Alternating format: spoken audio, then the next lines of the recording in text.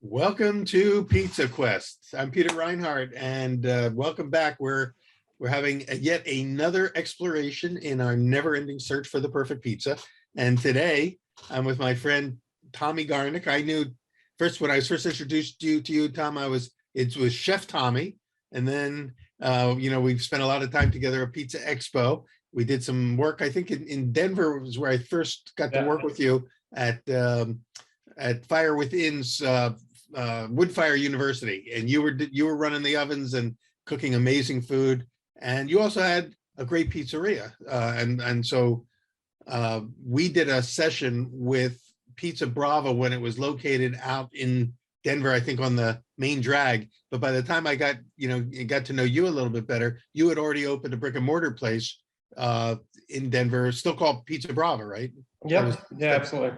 And then that was probably the best wood-fired style pizza, Neapolitan style in Denver at that time. But now you're in a whole new place. You've moved, you've relocated to Tucson, Arizona. So Tommy, why don't you catch us up a little bit and tell us, and then we'll talk a little bit later about the prize-winning pizza that you made for that pizza competition, which kind of put you on the national map. Everyone knew about you at that point. Although I think by then a lot of the main players in the pizza world who all gather at what I call the tribal gathering at Pizza Expo, you were already, friends with most of them. But suddenly you were like front page news on all the trade journals. So we'll get to that though. But first, tell us a little bit about, this long journey that you've been on. Yeah, absolutely. Well, thanks so much for having me on, Peter. Yeah, like you said, it's been a very fortunate journey. We started out in Denver. So when I got started in the business, I got started with a mobile wood-fired oven. And it was just something, when I first got into it, I didn't have kind of that passion that comes. And the more that I've researched this and just kind of the ideas, it's kind of that it grew on me as it became. So I bought one of a Fire Within mobile oven. I was actually going to college or going to school at the time. And I had just gotten out of the Navy. So I was just kind of getting settled, deciding what to do. And I was just looking for something that would get me outside, get to learn the community, get to learn the events, the things that were happening, kind of the pulse of the city at the time. So I bought one of these mobile ovens and I was like, well, how bad could it be? Let's just go out and have some fun and do some music festivals and breweries. So was this like your first culinary adventure, or were you already working as a cook or a chef? No, I mean, this is my first professional foray into the restaurant, into food, into it's kind of crash course 101. I think my passion came much younger, and I didn't really connect the dots when I first got into pizza. But I grew up very multiculturally. I grew up in Wyoming of all places, but I grew up eating Mexican and Indian food. So these like the glorious spices of southern India, the really rustic traditions of northern Mexican cuisine, and kind of peppered in with the classic Midwest American fare. So my palate was kind of, it was brought in from a lot of directions and a lot of cultures and a lot of traditions that I didn't at the time understand that, what that was kind of imprinting my DNA at a very young age. So I'd always had an affinity for food and always had an affinity for kind of the connections that food brings with people. But like I said, when I got into the pizza business, it was just kind of, I was wanting something fun to do in the summers, make some quick cash, something I could put away when the winter came back in, so I could get back into my studies and go back into school. And so many people, it was more of a side hack. It was before it became an obsession. Yeah, exactly. It was kind of what the kids call now a side hustle, I guess. And it just kind of rapidly grew from there. We were fortunate, and it was wildly successful at the get-go. So we had the one oven, and then my original business partner David Brodvika, formerly Bravo Pizza as well. We had kind of combined forces. So we had the fixed location, like you had said, it was the pedestrian mall in downtown Denver. Right. So we were at the base. David's the one we had on. Yeah, David's the one we filmed on videos in the early Pizza Quest video webisodes. So if anyone's watching and want to go to see those, you can see the original location, and it was a really cool spot because it was in this like pedestrian mall in downtown Denver, under a clock tower, if I'm not mistaken. Yeah, it was the DNF clock tower. So it was built in the late 1800s. So it had a lot of kind of prominence and history. And we had this little cute, it was a little outdoor bistro cafe. So we had about 60 seats out there. We had beer, wine, just kind of a very charming, romantic, one of the mobile wood fired ovens on a trailer. So just kind of this, you would walk by, you would smell it from half the mall away, you Yeah. would see the fire. It was just this beautiful interaction of what had happened. And so we had the two ovens, and we were doing more catering than we could possibly handle. So next thing you know, we had 4 mobile ovens, and we were just, we were bursting at the seams. We were doing 70, 80 weddings a year. We were doing a couple hundred parties. We were doing dozens. I think in a busy week, we would do like 16 to 20 events in a week on a crazy busy week. And that's with at least one of your ovens planted permanently down. That exactly. So so that was pretty much 3 rotating ovens. Wow. So we had a stationary kitchen, and that was just kind of it was fun chaos. It was just I a remember lot that that was going on. he was making, when David did a video with us, he did a killer porchetta sandwich of some sort. That was great stuff. So I imagine the catering just sort of started to get bigger and bigger and bigger for you. Yeah, we kind of started as just doing like pizza salad, and the next thing you know, our catering menu, we would cook anything. It was 60 items long. We were doing chickens and kind of the quintessential classic like sausage and meatballs, but everything had a wood-fired kiss to it. So we would play with an element of the fire, whether it was using the smoke or using ash as like a seasoning salt, or kissing, kind of finishing the ingredients in the oven, or so it's kind of a fun but challenging, because it's there's a difference between the romance and the nuance of being a chef and like making this beautiful plate for 12 tables. And then there's a difference of how do I take and feed 200 people in a timely manner, but still take those basic ideas. So you really had to learn the techniques of kind of that high volume production as a chef, and how can we take the romance but execute for much larger, because I think we were doing weddings at 275 people. We did corporate events for like 5,000 people. Always so with wood fire? Was it always wood fire? Always, no commercial ovens in the background? No, we might use some of the off-camera flair to get things ready, so we could do the BAM, once we get on camera. Right. But we had the commissary. It's a full functioning commissary. It was a large facility, so that was kind of our back of the house. But our execution on site was always with the wood-fired ovens, always in an outdoor cooking environment. So it was it was a lot of fun, a lot of work, a lot of kind of all the journeys you could ever possibly imagine. But so those ovens were really like your teachers. You were in the deep end and had to figure it out as you went.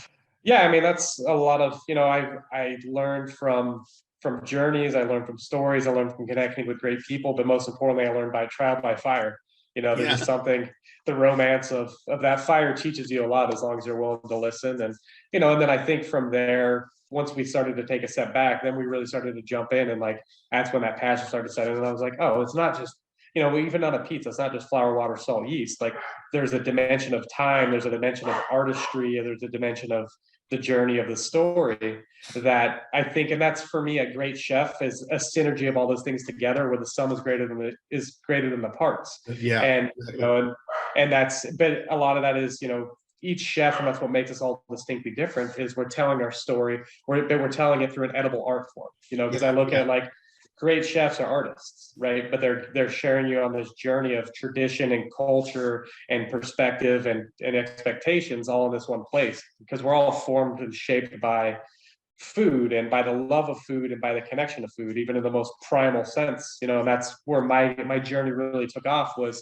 understanding that I came up with my theory that the pizza is kind of ambiguous with the story, the historical reference of us as people, and really looking at kind of that round shape, the never-ending circle. And if you look at, for me, the basic elements of what's happening in a pizza, we have fire, we have fermentation, we have community. So if you look at those, like the fire fundamentally changed us as a species and as a culture, and fire fundamentally changes food. And then we come into that secondary aspect of grain. The grain, good, bad, or indifferent, it figuratively literally gave us roots. It gave us a place to stay. It gave us a connection. It allowed us to build communities. It allowed us to bring artists and craftsmen, and it allowed us to pursue things greater than food, foraging, safety. Yeah. And then that other piece of that fermentation, again, it's that fundamental transformation of food, and ultimately it was the first cultural expression of us, because food is a representation of culture, and a culture is a representation of its people, Yeah. and people reflect and affect culture just as much as culture affects and reflects people. So it's always that talk. And if we look at pizza, was really that first place where we've seen that interchange of ingredients, where you have these grains that came from Mesopotamia, you have the cheeses that came from the Near and Far East, you have the herbs, the fresh basil, those came from deeper in the Mediterranean, you have the tomato that came from Central and South America, Yeah. and you bring them all together, and in the 14, 15, 1600s in Italy and other, if we want to get controversial, but I think we can all go on a limb and say that pizza as we know it today is an Italian food.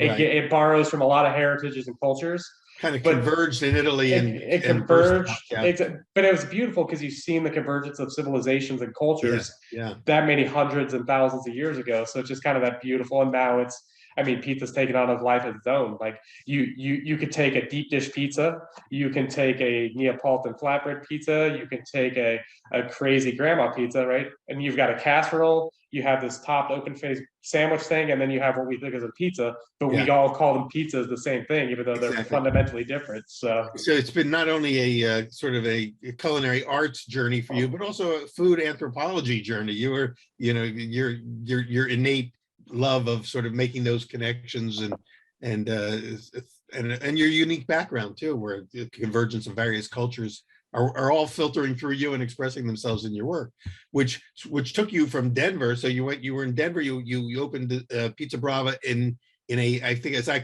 call it, a vertical food court or something like that. What I forget the name of it, but it was, So we had a location in the food hall. We had a few different other locations. We had the catering aspect, oh yeah, yeah, and then we had another concept that was called Noble Char. So it's kind of the bringing the aspect of the char, the flame, but kind of taking it outside of the pizza realm, wow, on that front.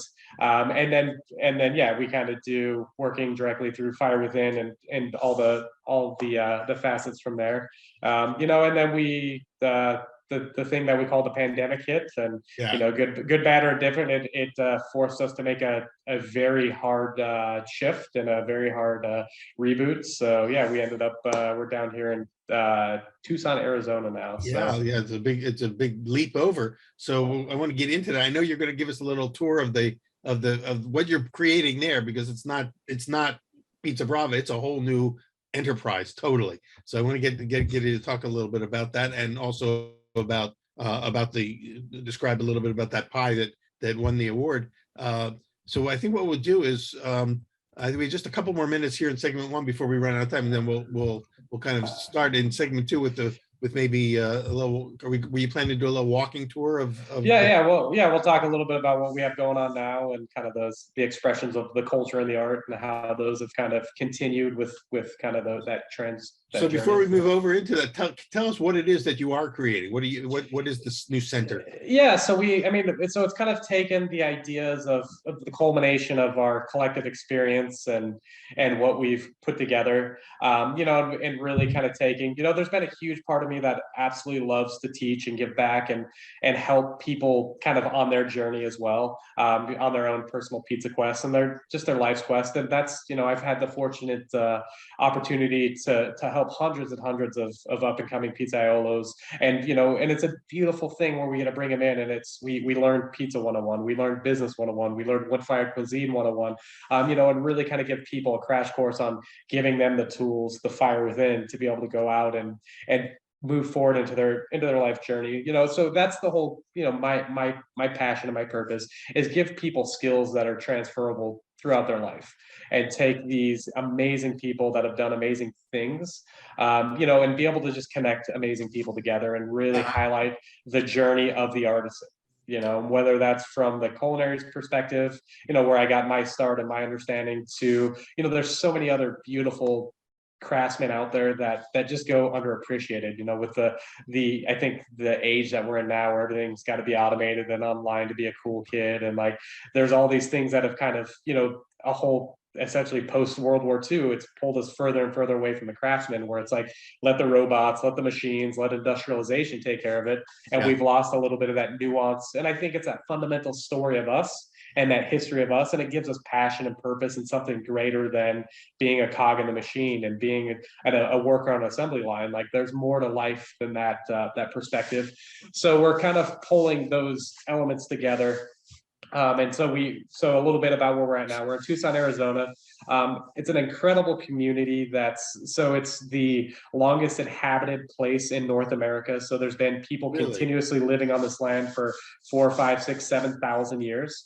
So it's got an amazingly complex, deep food culture. It's got an amazing, complex, deep aura, and it's right at the base of the Catalina Mountains. And then, so we're very desert, but we're in the Sonoran Desert. So you've got these epic, kind of those iconic Southwestern landscape, the giant saguaro cactuses and the cholla, and like, it's a very rugged, and, you know, and before we moved out here, my brain is like, we're going to the desert. Like, this is going to be like, I'm just thinking of like sand dunes and death and like just crazy hot days. And, you know, what I learned is this place is alive.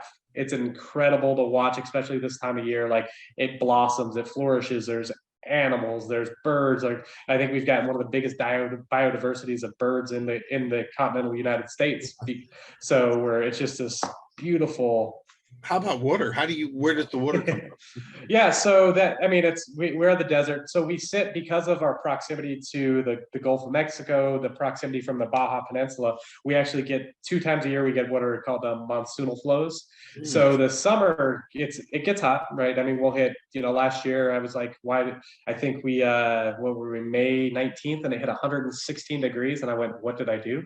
Yeah. It was like 6, you know, it was just, and then once we hit monsoonal season, especially this year, last year, I think we got like 19 inches of rain. So it was just crazy, but it would get hot in the morning, the summer would come, and then it would rain.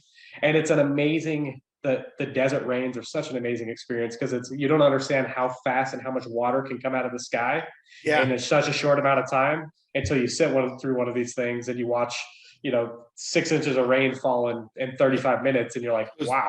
Is the water collected in like cisterns like they do in other desert communities? Or how do you deal with the rest of the year? Is it, you know, yeah, so I mean, so it's definitely a lot of, you know, and that's, I think, it's a bigger problem for the desert Southwest. But yeah, I mean, it's a very water forward community. So looking at, you know, we do have like water capture systems. Because of our monsoonal flows, we have some decent water tables that still suffice. So we have a fair amount of groundwater that's still available to us. But it definitely is, you know, it's the desert, and it's something we have to be cognizant and conscious of going into that. So. Well, I mean, the fact that people have been living there for thousands of years, we know that it can work and if you have the right people, and not too many of them. But but always, we know you got to have water. So I'm hearing that you've got systems. Are there any underground sources like wells and things like that also provide aquifers? I mean, there's definitely aquifers and there's wells, and, you know, and I think that's something now, because you look at especially places like Las Vegas and Phoenix, and because even though we're an hour and a half south of Phoenix, we've got an entire different climate than what they have. You know, we're a fair amount cooler, we're a fair amount more comfortable. So, you know, but again, a big portion of the water that's happening is coming down the Colorado River. Colorado River's it's struggling right now to keep up with such a broad expansion, because, like you said, with the manageable amount of people, you know, and I think the hardest part where they're experiencing it the most is agriculture. You know, because it's a lot of kind of those industrial revolution agricultural techniques that weren't necessarily concerned about conservation of water. It was just rip open the land, throw some seeds on it, throw some fertilizer on it, throw some water on it. And, you know, so it's amazing to watch there's a lot of amazing forward thinking farmers that are out there that are looking at not our problems now, they're looking at the problems of the future, and they're looking at the next generational problems, and they're saying, how do we do it better? How do we make an impact now? So maybe we don't realize these things in our short lifetime, but the next generation is we're not going to cross over that tipping point to where the point of no return. And, you know, so I think the big part is conservation and understanding. It's the capturing. I mean, we get tax credits to be able to, you know, like, they'll give us money to go out and build systems that'll catch water. They'll build systems to where we can build essentially reverse ponds so we can pool as much of the water when it does rain, just to be able to use it for irrigation and stuff. So Well, I love the fact that, what you're doing is, because Pizza Quest is not just about pizza. We always say it's a celebration of artisanship wherever we find it. And that's really what you are. You are creating a center that celebrates artisanship on all fronts. And I know you've got a lot of connections. You're building community within the grain growers, the folks who are environmentally conscious, the sustainability communities. You're expanded way beyond pizza. In fact, I'm wondering, are you still even doing pizza? And that's what we're going to find out. So why don't we come back in part 2 and we'll take a little tour. You'll show us what you're doing. You'll talk about the pizza and pizzas that you are creating still, because I know you still have a hand in that. But it's more than that now. What you have is do you have a name for the center that you're going to take us through? Yeah, so we're still kind of figuring out the exact name. I mean, I think the it's probably going to be Silver Linings, and just kind of that beautiful piece and on that. So, and yes, how much time do we have? Do we want to switch over, or do we want to? Yeah, why don't we take a break here? We'll come back with because we live in the Zoom world where we only get 45 minutes, and we try to keep our segments about 20 minutes each. So we'll come back with a fresh slate and get a tour and continue, kind of hearing about your journey and where it's all leading. And I'm not going to forget that I want you to tell us about that pizza that you want. Okay. Absolutely. So join us back in part 2 with Tommy Garnick, coming to us from Tucson, Arizona now. Some of you know him from Phoenix. Some of you probably have had his pizza, but now a whole new journey begins in Tucson. We'll be back in part 2. Welcome back to Pizza Quest. And I'm with Tommy Garnick in Tucson, Arizona. And we're about to get to see the Silver Linings playbook here. Tommy, we were talking about whether you are still doing pizza. Silver Linings is, we're calling it that, at least for now, until you finalize that name, but I love it. Hope you can keep that one. And we, I had mentioned a number of times that you've won awards for your pizza. You had the pizza operation. So are you still going to be doing pizza in this new Artisan Center that we've been calling Silver Linings? Yeah, so we're working on kind of some creative ways to be able to be able to do that. I mean, it's not only is it going to be this essentially the idea behind the center that we're creating. It's kind of a old Greek philosophy called an agora. So it's just kind of a communal center where you bring like these amazing thought leaders together and kind of artisans and craftsmen from all shapes and forms and sizes. So it's going to be a center where we're going to be able to do, because right now, so yes, we're still doing pizza. We do a lot of catering, and then also we're doing some kind of super secret underground supper clubs. So still playing with the elements of the fire and kind of pushing beyond the elements of just pizza. So pizza is always a part of that, and that's that edible journey. And then also just kind of the other things that fire can transform and those those. It seems those like things. fire is really going to be the central theme of this. I mean, it's fire and fermentation, right? I mean, the two fundamental elements that kind of change those together. And, and the things that we're really excited about now is this such a new diverse culture of what's happening in the desert. And there's, we've got new types of mesquite flowers and these like grains that just, they react differently. And we have cactus seeds that create this interesting crunch and textural element. We have the cactus fruits, that just have these vibrant colors and these sweet, and then the things we do incredibly well. We have date palms. So we've got friends that own the date farms that are out there. So we go out and harvest fresh dates, and citrus is a really beautiful thing. And, so it's an amazing climate that's very similar to what you would look in like Israel. So the elements that you can see there are kind of those fundamental foods of cultivation, so pomegranates and figs and those types of things all grow exceptionally well out here. And kind of getting back into right before we left Denver, we'd gotten into beekeeping actually. So we're excited to get our bees up and going. So yeah, we're taking kind of these new foods and techniques and ideas and kind of incorporating that into the other facet of pizza is we're still consulting, we're still teaching, we're still doing those elements that really enabled us to do that.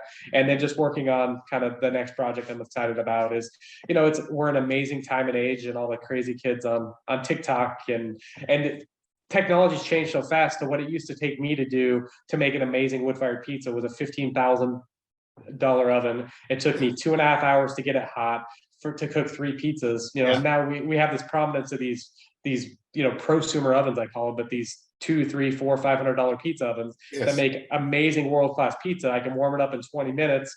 So we're getting in and creating some training mechanisms to be able to find those people that are getting into those smaller setups and give them tools and techniques and ideas to be able to go out and turn that into a sustainable business and open that door up to give them some new possibilities and some new opportunities and from that facet. And then also, I've been talking with you a little bit on finally getting out and writing a couple books and telling, a little of the journey. Like you said, I've kind of become this like that cultural kind of anthropological transformation of food and grain and pizza, and so you've kind of getting a story to tell. You have an important story to tell, and now it's just a matter of bringing the same craft and artisanship to the storytelling as to the cooking and the absolutely teaching.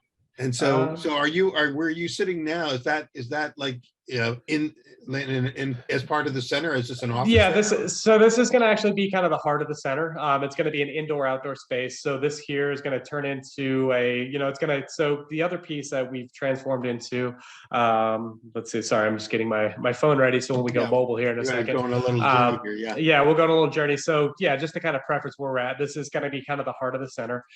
So, when we moved out to Tucson, we actually got into tile, tile of all things. Ceramic tiles? Ceramic, yes, but what we got into is much more of it's artisan, handmade, fully customizable art pieces. So we're, and it was amazing. It's just an opportunity that had kind of happened. And once you start to really look at it, the parallels are strikingly similar.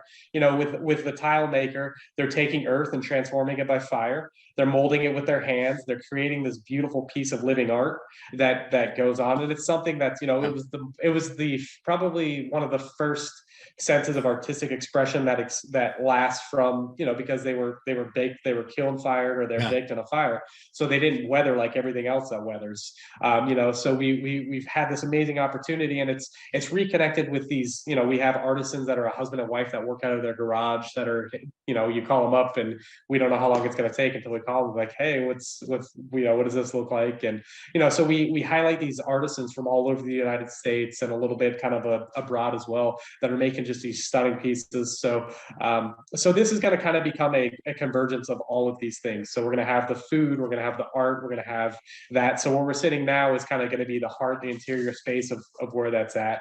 And then this will kind of be a design studio, an event space, a teaching facility, a pop-up dinner facility, kind of all encompassed into one place. And it'll be indoor, outdoor, on that front. So it's in the process of becoming what it's going to be. It is every day. Fact, since a lot of the people who are listening to this are on the audio podcast, they may not be able to see what you're going to be showing us on the video podcast. So I'll describe along with you, try to paint as much of a picture as we can of what you're showing us. Absolutely. And then, so I'm going to switch over here to take us mobile, and we'll just kind of all talk through what we're looking at and how we're doing this. And then give me 1 second here.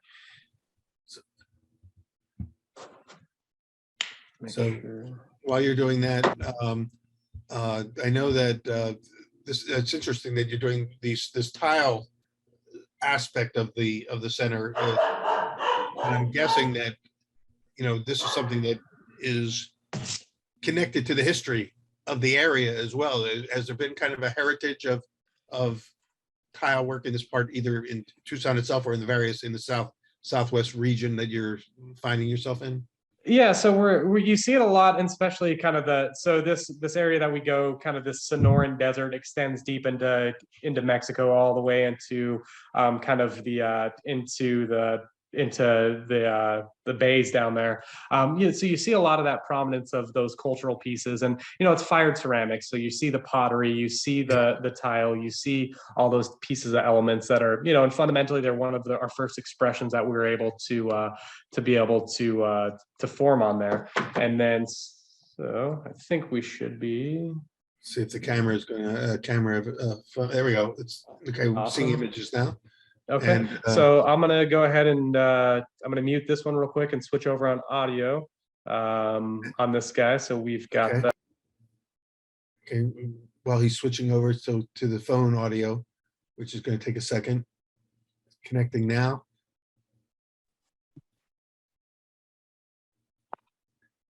All right. All right. We're hearing you. Give me 1 sec here. Let me get these headphones rebooted. So it gives us Yeah, I a hear you now. little more, and then we'll show you the space here. All right, now we're seeing a whole different space than where you were sitting, which is more of an office with books behind you. A lot of good pizza books I recognized around over your right shoulder.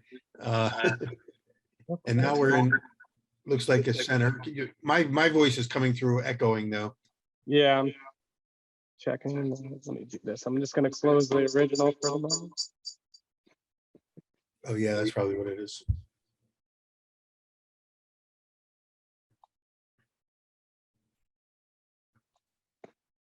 And then, all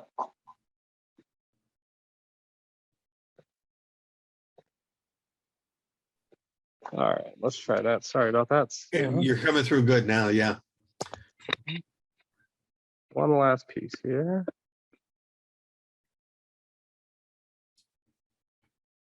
So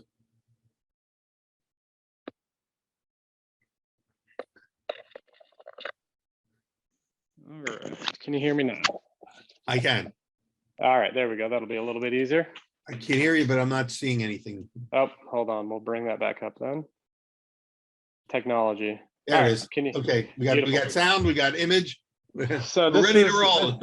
So this here is going to be the heart of the space that we're transforming into that idea. So this will take us into that front. So this will be, like I said, kind of design studio, event space, classroom setting, kind of going into that front on that. Yeah, and yeah, those are, like I said, the books are what made this journey all possible. And I think honestly, one of your books, your original Pizza Quest book, was one of the ones that really kind of got me excited nice. about pizza, and like let me know that there was more to than just sitting on the line and flour, water, salt, yeast in a mixer and slapping it around. And so it kind of made it. What I'm looking at now is over like a sofa, and there's the bookcase. Is that where you were sitting when we were talking? Yeah. So yeah. This was us right here. So I was just okay. There we go. Okay, so that's where you were sitting. Yeah. So but yeah, that was like I you said, were in a much larger room than it looked like you were just in a small office, but you were in a much larger room that we're now seeing. And this is where a lot of the work will happen, is right there, like the gathering. Yep. So that'll be kind of the indoor. So we're going to turn it into an indoor outdoor space. So the big work that has to happen is going to be out here, kind of transforming the lot out here. So this guy out here. So we'll turn this into a flow. So this is kind of a mural that we got painted for the homage of kind of the craftswoman. And that's on the side of a is that a shed or is that an actual? It'll be, so that'll be kind of our more solid workshop. So it'll happen, and then just kind of got this beautiful iconic desert Southwest look. So out here we're going to change the space. So we're going to bring in some fruit trees, kind of those. We'll get some figs, we'll get pomegranate, a couple of a lemon, lime, and a couple different types of oranges. That'll kind of anchor the space, and then this will actually be a door. So we'll pull this open. The dream is we're going to take an old kind of like a 1930s, 1940s pickup truck and mount a pizza oven to the back of it, and that'll be kind of a focal point that'll sit on that wall right there.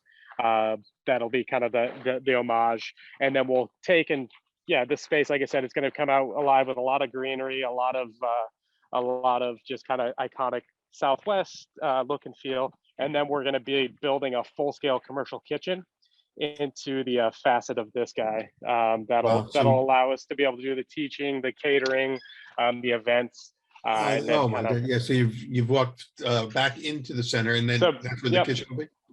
Yeah. So the kitchen, we're actually going to do. It'll be outside back behind. We can do a quick. Kitchen. Yeah, so we'll do.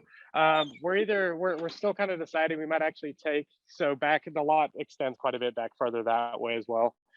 So we're looking at potentially doing a shipping container and converting that into our commercial kitchen from that front. That makes sense. Way. And then we'll kind of have done that. Yeah. Yep. That was a big thing in Denver when last time I was there, was the shipping container food courts. Yep, exactly. And we won't steal all those elements, but like I said, it kind of gives it makes the build out and the bringing a kitchen a little bit easier online. It allows us to get going without quite the mechanical build out, because we can fully build that facility off site and bring it, drop it in, plug it into electrical, plug it into power, and it's ready to go. Well, you can really get a sense when, as you were walking around, and I felt like I'm right there in the desert, in a space with a lot of potential, and I can't wait to like come back, maybe in a few months or next year when it's all fleshed out and the gardens are growing and the trees are growing and the ovens are in place. It's like we're getting a sneak preview of an idea that that's just being born in front of our very eyes, it seems like. Yeah. And then we'll do a quick kind of tour into, so this is actually fronted on the front of our space here is going to be our Artisan tile shop. So we'll go kind of look at some of the pretty pieces that we have there. Oh, good. You have some tiles. Good. I was wondering about that. So we're moving into another room, and here's the tile shop. Here's the back office. So this is my lovely partner Danny that helps me make all this. And then this is one of our wonderful designers, Veronica, as well. Hey, everybody.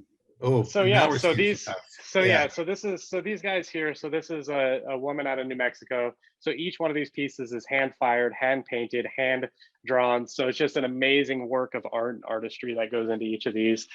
This is another company, similar style, that comes out of Southern California. These guys kind of do a retro, it's called the Revival series. So this is paying homage to kind of the anywhere from mid-century modern to a little bit more classic. This is a three generation woman business that's out of the Pacific Northwest. Grandma, mom, and the daughter all work in the business. Every one of these tiles is hand painted, and they have hundreds of colors. So we could take this same tile and say, hey, we like this design, but we want to use these colors, and they'll custom make these orders kind of for each and every one of us. The tiles are very mandala like, and seem like they tap into sort of ancient patterns. And so especially, I mean, that's and that's the amazing thing of watching these artists. I guess that steal like an artist, right? You take those ideas and just you reinvent it and reimagine it. This is another company, a little bit different style, but these are actually hand painted here in Arizona.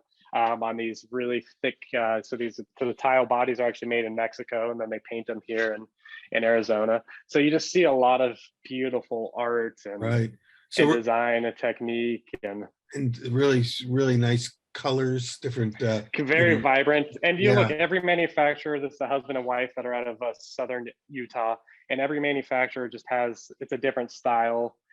Different body, there's just so much passion and love and technique and ideas that go into each and every one of these passion. And that's, for me, what I fell in love with when we started doing this.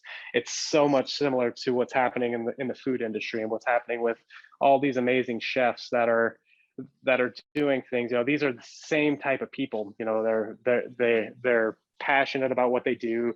They put in the time, they put in the sweat, they put in the tears, and that's it's an amazing thing to watch when you call them up. And I remember we had an order from a gentleman. I mean, he's got a little shop at the back of his property, and it was a pretty large order, and he's like, oh, this is a great one, we love this will keep the lights on for a few weeks. Exactly. And I was like, that beckons back to these are like the kindred spirits of the artisan community, the greater artisan community. So the center there at Silver Linings, you are like a showroom for a number of artisans from around the country, not just locals, but you're bringing in pieces from all over. Is that correct? So these are who we consider to be some of the best artisans in the country. So we seek out people that have an amazing story, an amazing product, and be able to bring that design to everybody, and take their work and be able to share it with the mash. And then I'll just show you. So we're at the base of, these are the Catalina Mountains. So you're looking at the mountains now. Yeah, we can see a couple little cactuses hide behind a power pole there. Yeah. And then so this will be, as you come in, this is kind of the front kind of entrance into the center, and then we'll have a kind of a side entrance built in as well that gives us that look and that feel. Parking, I see ample parking. And are you already doing commerce there? Are customers coming or consumers? Yeah.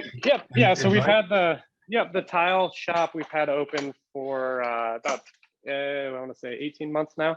Oh, wow. So yeah, this guy we've got a full load, full design team that kind of come in and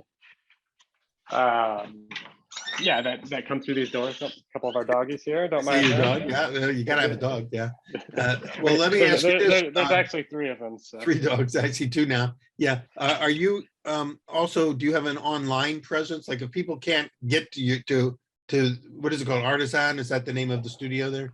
Yeah, I mean, you can see obviously on the Instagram, Artisan Tile, at Artisan Tile. So it's ARTESANA tile.com. My partner, Danny, she does an amazing job kind of curating some of the things that we do and how we do them.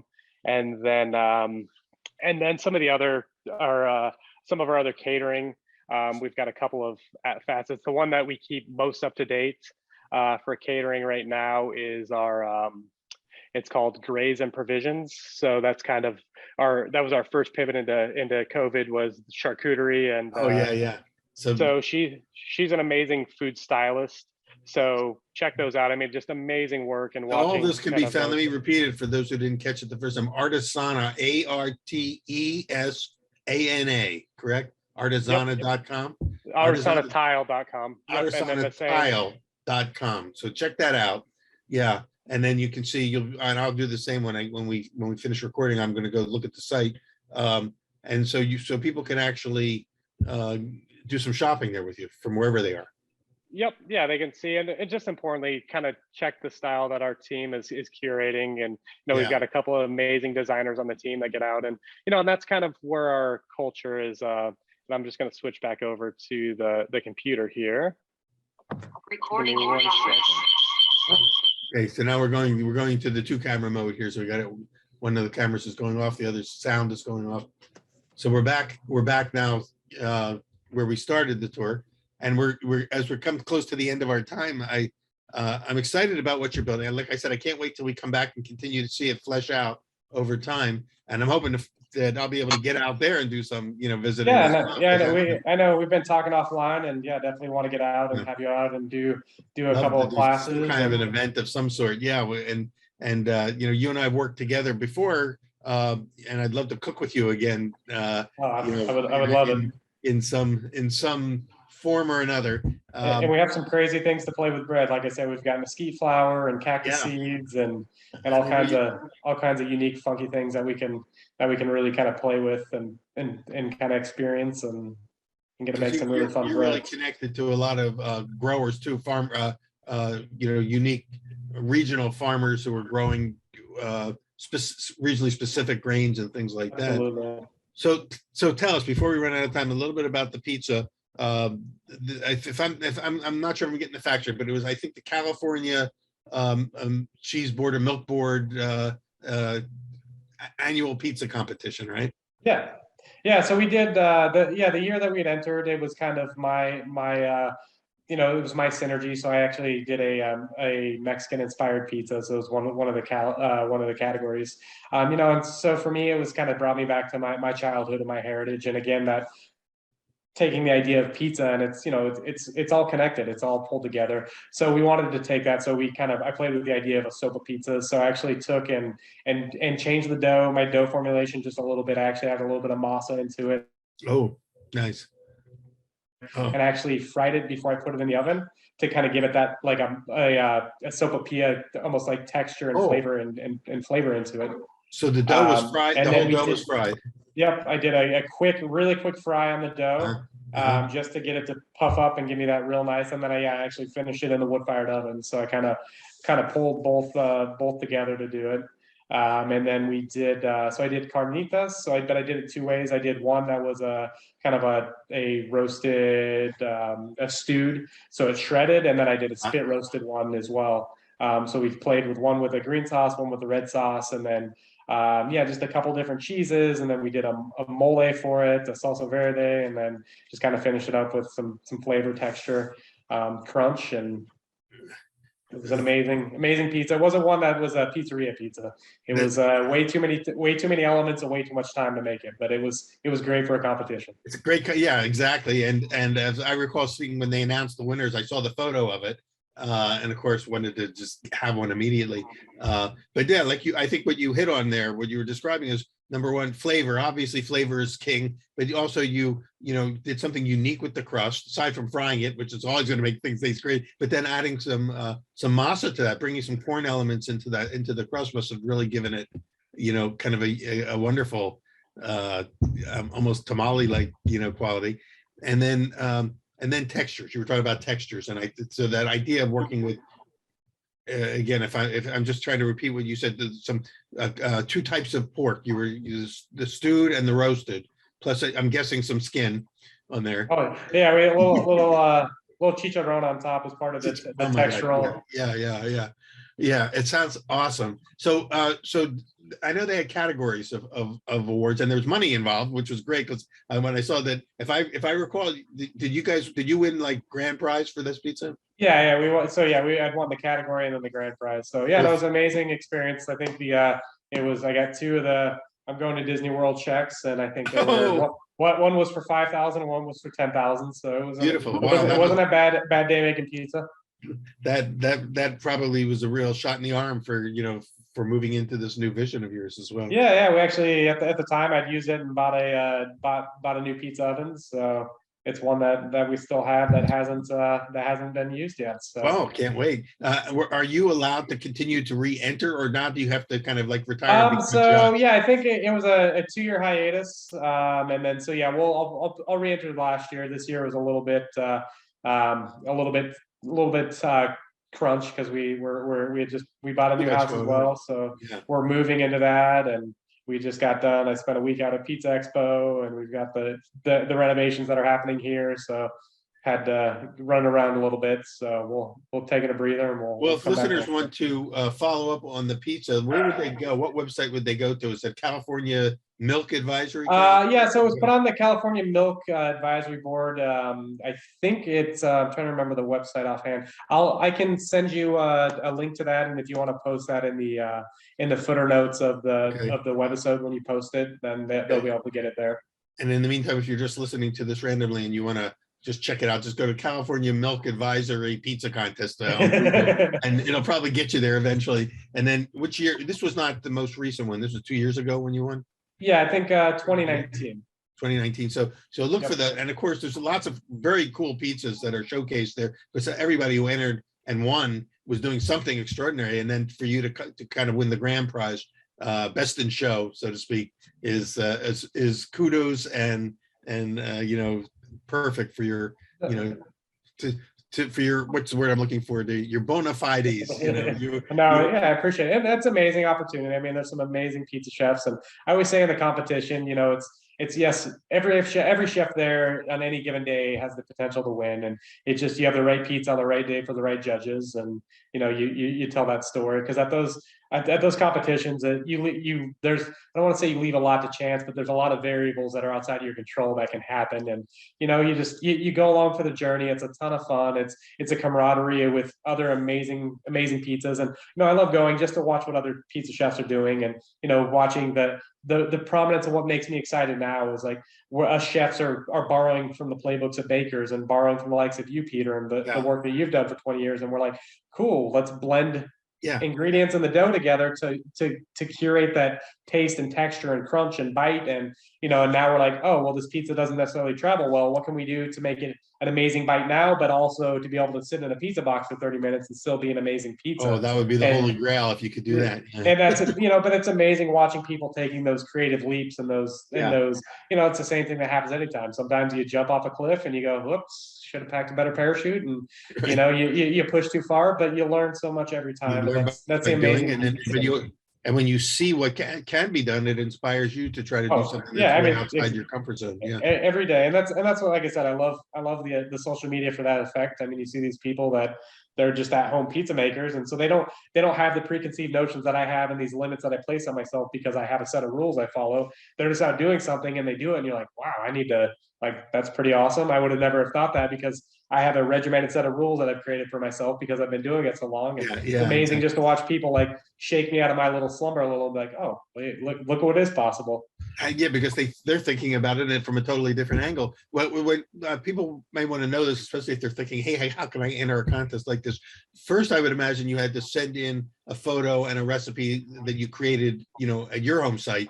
But then did you then have to go to a sort of a throwdown at the end where you had to execute it in front of the judges? Yeah, so yeah, it was a two-part. So theirs was inspiration, pizza. So you had to tell, a little bit about what the pizza was, what it represent, what's the inspiration of the pizza, obviously a beautiful photo, the recipe, and then they're blind judged ahead of time. So they take 6 or 8 culinary professionals, a couple of judges, a couple of people that are good, and they go through the recipes, and they say, does this work on paper? How does this, does this sound like something I want to eat? And then they narrow it down to the top competitors, and then we went out and did a live competition, and and it's always, and the competitions are fun because you never know what's going to happen. When I showed up we were supposed to have a shopping list of things that were there. They didn't arrive, so then we had to jump in the car and run to Whole Foods and kind of recreate the recipe on the fly.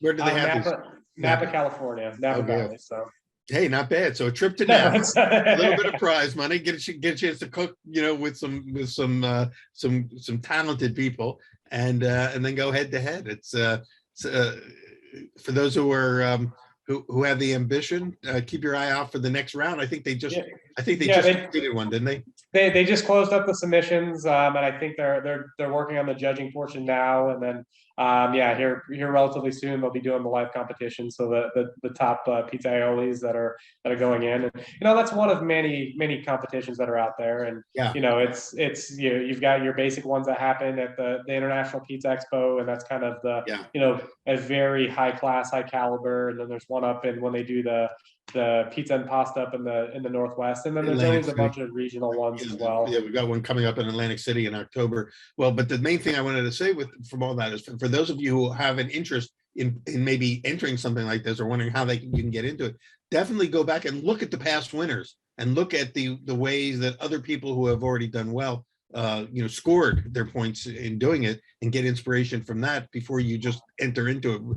Know what you're getting into, and know that you may be able to make it at home, where you have everything at your hand, but then think about, okay, how would I execute this if I'm going to a strange kitchen, even if it's a good kitchen, in front of judges where the pressure is really on. Pressure's there, ovens stop working, basic equipment you think should be there is not there, and you've got to make a pizza box into a pizza peel, and it's we've seen it all. Luckily I came from a very large catering background, so that teaches you very rapidly how to think on the fly, and because it's life, things happen, and it's, no matter how well you plan, there's always going to be a variable you never thought to account for, and so they're a lot of fun, and like I said, and have fun with it. Don't take it too serious, because again, it's every person that goes to these competitions are amazing competitors, and on any given day, any one of them can win. And again, my philosophy is it's the right pizza on the right day for the right judges, and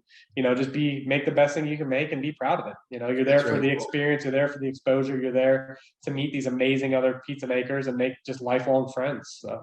Exactly. Well, congratulations on your success with that, and also in terms of what you were just describing, the ability to make it work, to do whatever it takes to get it done, whether it's turning a pizza box into a pizza peel or whatever. But what you're doing now, creating a new center in Tucson, Arizona, that is, in a sense, evolving in front of our eyes from, I'll just use my verbiage for it, would be, a center that celebrates artisanship in all sorts of forms, both culinary and in crafts and life. And this is going to be a big project for you, and look for all different ways to support it. For people who want to, again, just for those who would like to stay in touch with this, it's Artisan. Let me just make sure I'm saying it right. Artisana Tile. Artisanatile.com. And what about, so you haven't yet decided on Silver Linings as the name of the center yet? That's still kind of being debated now? We're just going through our due diligence and seeing, the intellectual pieces and the branding pieces and the LLC pieces and the business pieces. So provided that everything looks like we can make that happen. I mean, that's That's, You don't that's want our, Bradley Cooper shutting you down and saying, wait a second, I exactly. came Yeah, up with that exactly. term. Yeah, Yeah, have to come out and but rebrand and I know you're yeah, gonna make them happen. yeah, and usually, I mean, I'm not as active as much now, but Zen of Za is my personal Instagram handle, so you can kind of see what's going up there. What is it again? Zen of Za, so Zen of ZAA. Zen So Zen of of, Za, ZAA. Okay, Zen of Za, and that's on Instagram. I didn't even know That's that. I gotta write that down. Okay, so I can on the follow you. Insta, same Bravo Pizzas. Insta is still up and running. Grays and Provisions, yeah, the one Artisan of Tiles. So we yeah, we sleep a lot. So Tommy, it's been great seeing you again, catching up and seeing what you're creating out there in Tucson. It's inspirational, it's exciting, and I wish you the best of success. And I look forward to seeing you again very soon. absolutely, and thank you so much for allowing us to bring a little bit of our journey and our passion, and share with your viewerships. I mean, I know you've had a huge impact on my life, Peter, and I greatly appreciate that. And please keep up the good work you're doing. I mean, I love to see that. The new books, and you're transitioning into your next chapter. So I'm extremely excited to see. We're all what in that this looks together. like. That's what I love about this, this tribe that keeps growing around us. And if we ever get to a volume 2 of the Pizza Quest book, I think you're going to have, now that you've been, one of the criteria was you had to be interviewed on the show, but we can get you one of your pizzas into the next book. Maybe the one, I don't know if they'll let us showcase that. But I mean, we could put it when I rebuilt the recipe for the California Pizza Kitchen. It's like I said, that one's about a 5-day process to get everything together and everything done. So Yeah, right, exactly. we can make a condensed one that's a little more user friendly for the home cook. Yeah, well, I don't doubt it. And or you could just do something totally different. I know it's going to be great because I've had your food. Tommy, I'll see you again wherever our paths cross, back here on Pizza Quest, maybe in Atlantic City, maybe at Pizza Expo, or most hopefully in Tucson. Well, and hopefully we can do the next interview right here, just the two of us in the center, after we get done teaching a class, and do it live. we can walk through it together. So fantastic. Thank you so much. Best of success. And for all of you who are with us today, thank you for joining us. We'll see you on the next edition, the next episode of Pizza Quest. Thank you. Thank you again, Peter. Take it easy.